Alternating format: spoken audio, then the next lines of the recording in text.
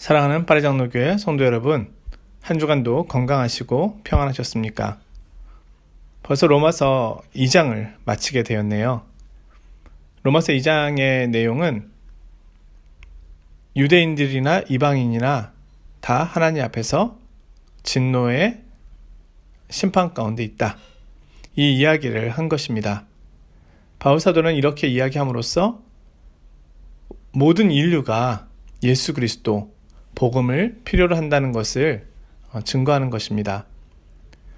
로마서 3장에 와서는 만약에 유대인이나 이방인이나 다 하나님의 진노 아래 있는 것이 동일하다면 유대인이 가지고 있는 특권은 무엇인가에 대한 그 반론에 대하여 바울사도는 답을 합니다. 그리고 나아가서는 유대인이나 이방인이나 결국 다 하나님의 영광에 이르지 못하는 죄를 지었기 때문에 예수 그리스도 복음이 필요하다. 이것을 말하려고 하는 것이죠.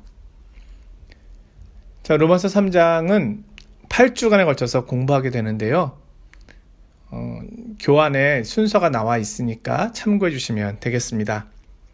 오늘은 유대인의 특권이라는 제목으로 로마서 3장 1절에서 8절의 말씀을 공부해 보려고 합니다. 제가 먼저 본문 말씀을 읽어보겠습니다. 그런즉 유대인의 나음이 무엇이며 할례의 유익이 무엇이냐? 범사에 많으니 우선은 그들이 하나님의 말씀을 맡았음이니라. 어떤 자들이 믿지 아니하였으면 어찌하리요? 그 믿지 아니함이 하나님의 믿부심을 패하겠느냐? 그럴 수 없느니라. 사람은 다 거짓되되 오직 하나님은 참되시다 할지어다. 기록된 바 주께서 주의 말씀에 의롭다함을 얻으시고 판단 받으실 때에 이기려 하심이라 함과 같으니라. 그러나 우리 불의가 하나님의 의를 드러나게 하면 무슨 말 하리요? 내가 사람의 말하는 대로 말하노니 진노를 내리시는 하나님이 불의하시냐? 결코 그렇지 아니하니라. 만일 그러하면 하나님께서 어찌 세상을 심판하시리요? 그러나 나의 거짓말로 하나님의 참되심이 더 풍성하여 그의 영광이 되었다면 어찌 내가 죄인처럼 심판을 받으리요? 또는 그러면 선을 이루기 위하여 악을 행하자 하지 않겠느냐? 어떤 이들이 이렇게 비방하여 우리가 이런 말을 한다고 하니 그들은 정죄받는 것이 마땅하니라. 아멘. 자, 오늘 로마서 3장은 크게 세 부분으로 나눌 수가 있는데요.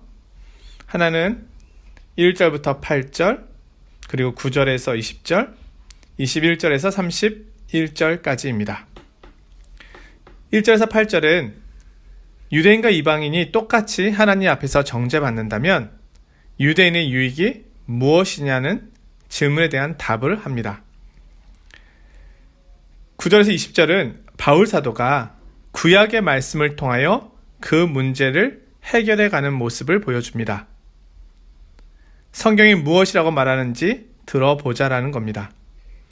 20절이 이에 대한 결론인데요. 그러므로 율법의 행위로 그의 앞에 의롭다 하심을 얻을 육체가 없나니 율법으로는 죄를 깨달음이니라. 하나님께서 유대인에게 율법을 주신 이유가 무엇인지에 대하여 분명하게 말하고 있는 것이죠.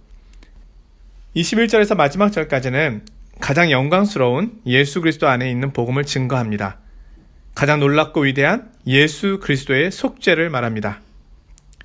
이곳은 로마서 가운데서 가장 중요한 부분이라고 할 수 있습니다. 먼저 오늘 본문에서 바울의 질문입니다. 그런즉 유대인의 나음이 무엇이며 할례의 유익이 무엇이냐? 유대인의 질문에 대하여 바울 사도가 대신 질문한 것이죠. 구약에서 하나님께서는 아브라함을 택하시고 이스라엘 민족을 부르시고 그들에게 율법과 할례의 규범을 주었습니다. 그런데 그들이 이방인과 비교해서 아무 유익이 없다면 이스라엘의 역사인 구약은 무슨 의미가 있는 것일까요? 오늘 바울 사도는 유대인이 이방인에 비해 더 나은 유익이 없다고 말하지 않습니다. 유대인들은 분명 이방인들보다 더 큰 특권이 있습니다.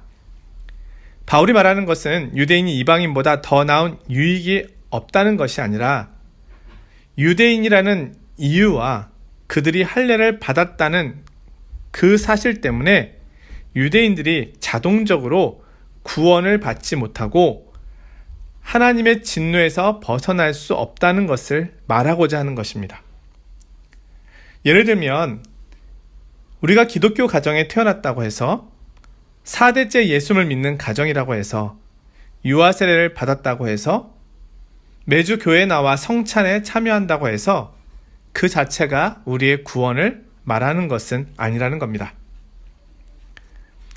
그럼에도 불구하고 바울은 유대인에게는 이방인과는 다른 특별한 유익이 있음을 말합니다. 2절의 말씀인데요. 범사에 많으니 우선은, 여기서 우선이라는 말은 모든 것 중에 최고는 이라는 뜻입니다. 그래서 바울 사도는 이 최고만을 말하는데요.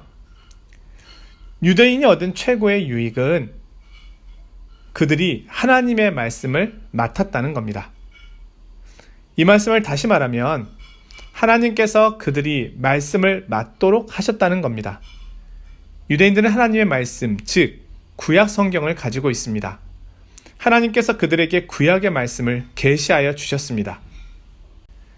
자, 오늘날은 이 구약의 말씀을 하나님의 말씀으로 보지 않는 경우가 많이 있습니다.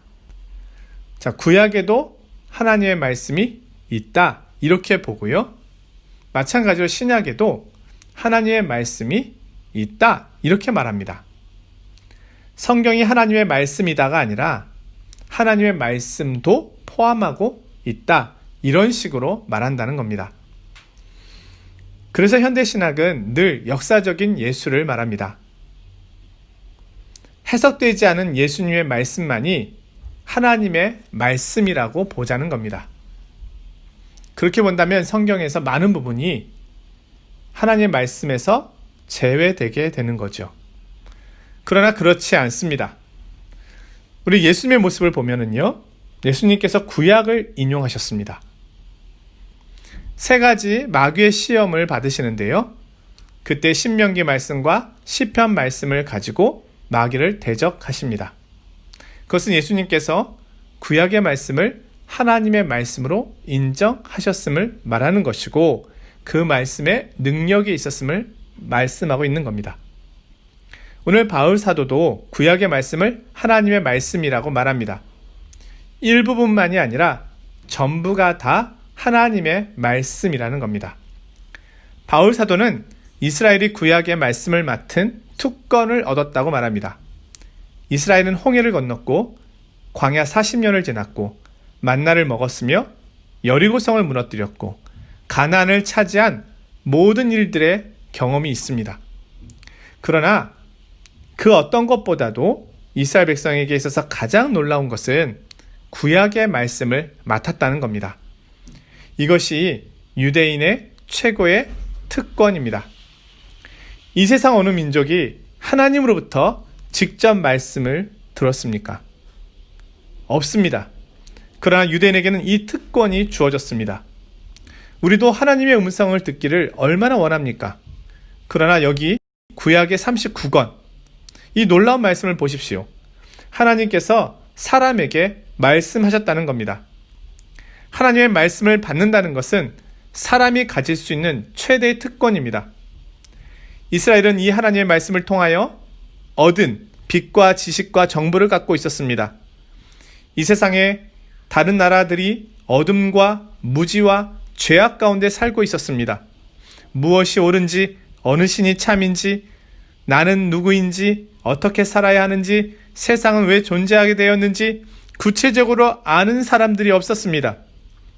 그러기에 그들은 돌과 태양, 바람을 섬기고 자신들이 누구인지를 모르며 세상이 어떻게 탄생했는지도 모른 채 살아갔습니다.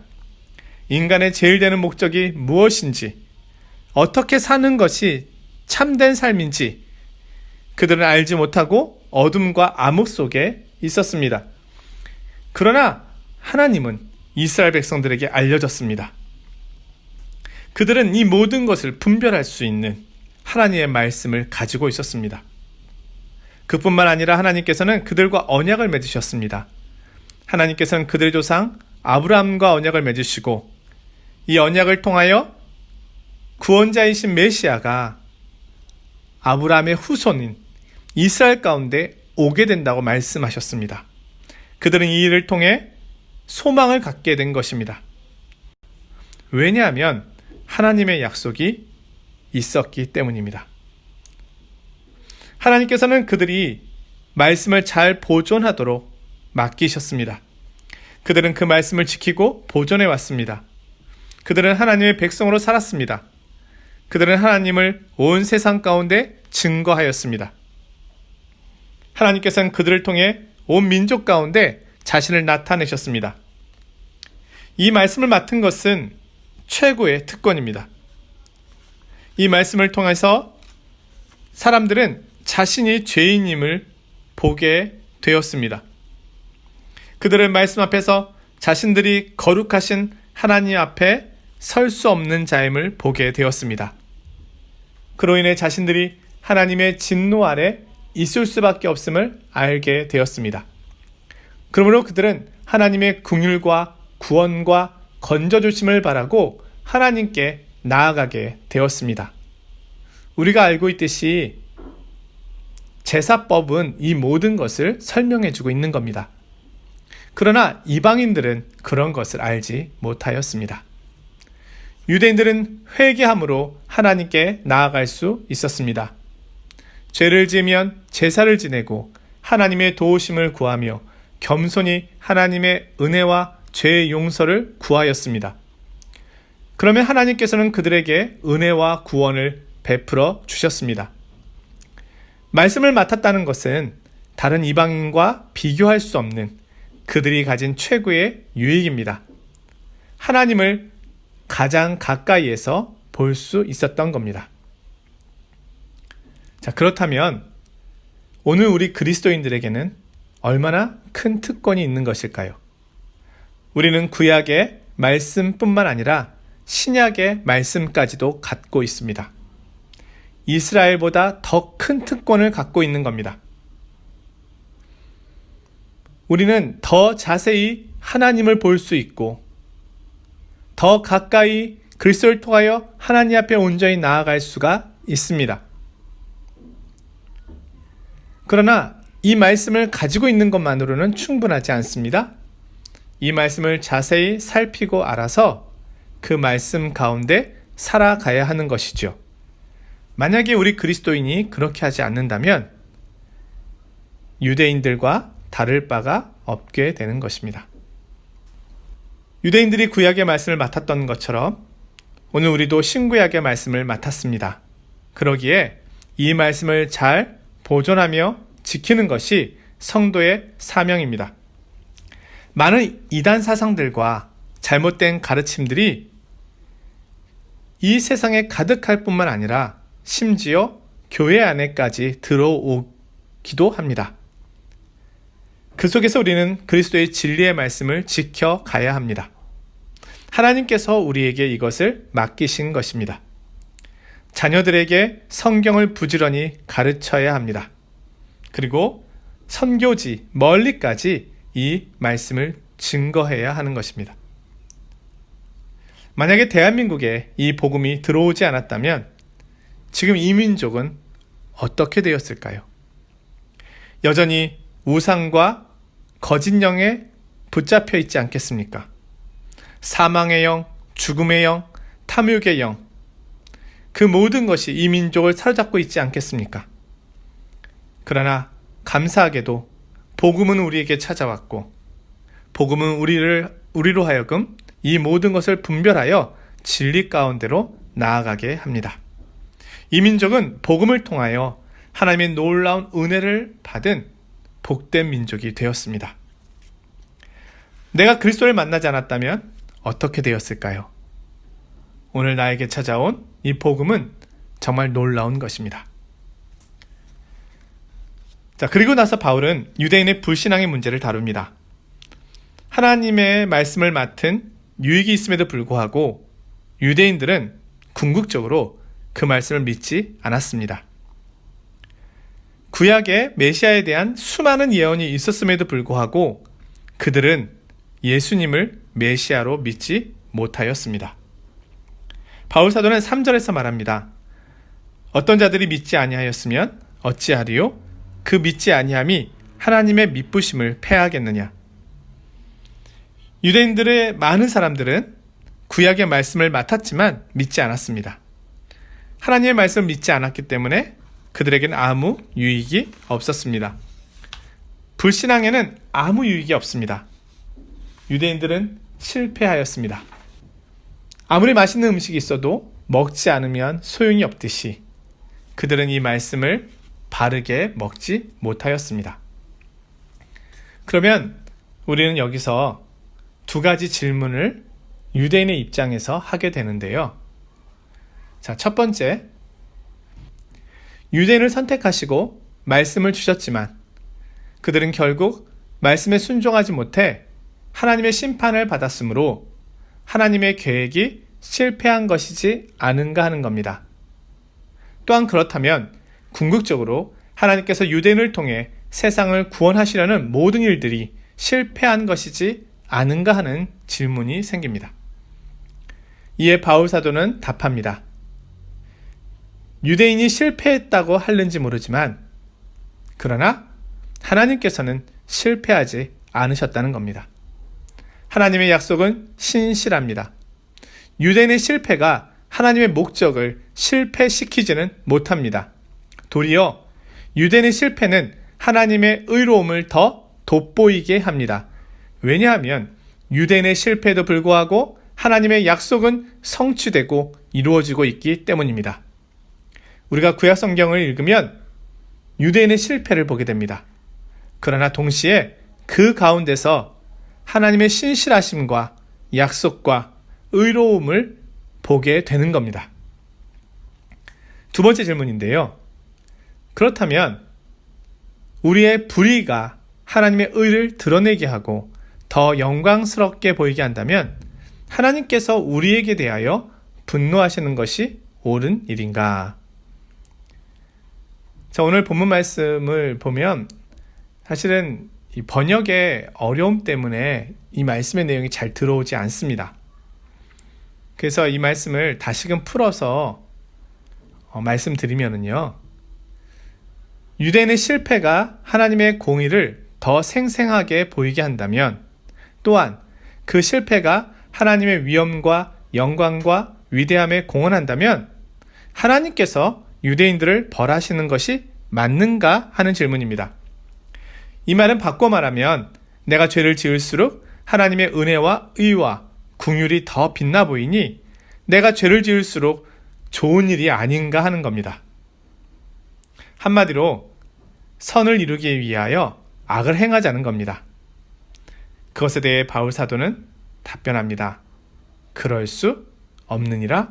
결코 그렇지 아니하리라. 결론적으로 바울 사도는 분명하게 말씀하고 있습니다. 비록 유대인들이 율법을 가졌고 그 말씀을 지키는 데는 실패했지만 하나님께서는 그럼에도 불구하고 그 속에서 자신의 의로움과 신실하심을 나타내셨다는 겁니다. 그러니 이제 핑계대지 말고 복음 앞으로 나와서 하나님을 바르게 더 알기를 촉구하고 있습니다.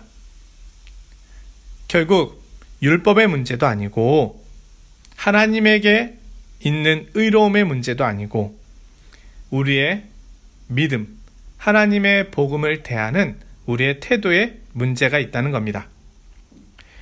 우리가 믿지 않으므로 하나님이 주신 이 복음의 큰 유익을 누리지 못하고 있다는 것이죠.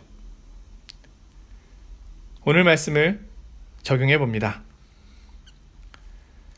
복음을 일찍 듣고 성경을 공부하고 기독교 가정에서 태어나서 하나님에 대하여 일찍부터 알고 배운다는 것은 세상에서 가장 큰 특권입니다. 말씀을 가까이 할 수 있음은 특권입니다. 하나님을 더 가까이에서 볼 수 있습니다. 그런데 이 특권은 그리스도를 만날 때 비로소 그 효과가 나타나는 겁니다. 믿음으로 그리스도를 만나야 합니다. 말씀을 주신 이유는 하나님을 만나도록 하기 위함입니다. 그리고 그것은 그리스도를 통하여 하나님께 나아가는 유일한 길입니다. 그리스도 안에서 주어진 이 복음과 구원의 영광을 더 풍성히 경험하게 되도록 하나님께서 우리들의 믿음을 더 굳건하게 세워주시고 복음을 아는 지식에 더 자라갈 수 있는 은혜를 주시기를 원합니다. 한 주간도 평안하시고 건강하십시오. 안녕히 계십시오.